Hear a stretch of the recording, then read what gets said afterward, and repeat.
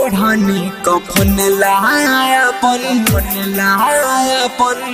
ओढ़नी कफन लायापन दिहा मोर जान हो। Music director DJ Rajesh.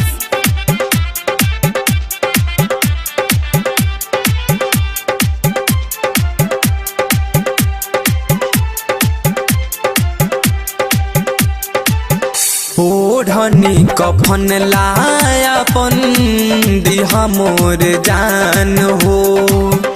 ओढ़नी कफन लायापन दिहा मोर जान हो।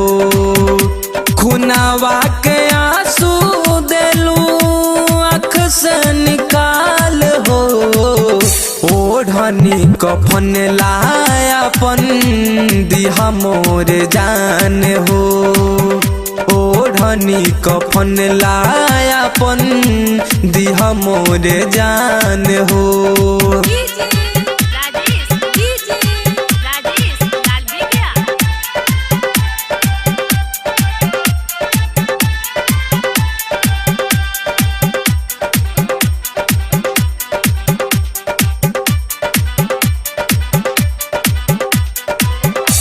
दिल के दवाई कवनो मिले ना दुकान में।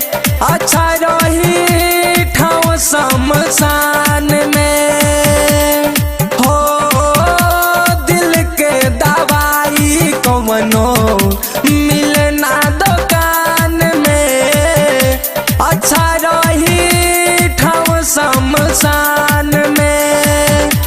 रखलू तू आपन मान शान बाबू माई के। ओढ़नी कफन लायापन दिहा मोर जान हो। ओढ़नी कफन लायापन दिहा मोर जान हो। ओढ़नी कफन लायापन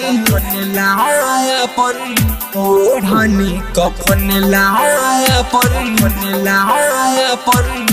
दिहा मोर जान हो।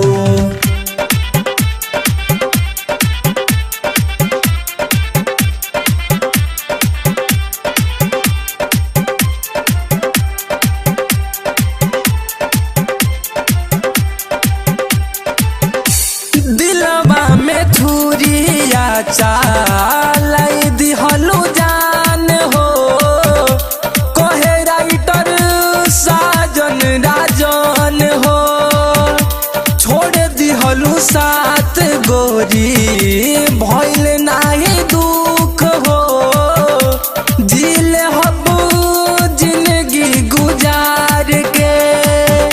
कुमार रंजन के चढ़वलू फांसी के फान पे। ओढ़नी कफन लायापन दिहा मोर जान हो। ओढ़नी कफन लायापन दिहा मोर जान हो। खुनावा के आंसू देलू आँख से निकाल हो। ओढ़नी कफन लायापन दिहा मोर जान हो। ओढ़नी कफन लायापन दिहा मोर जान हो।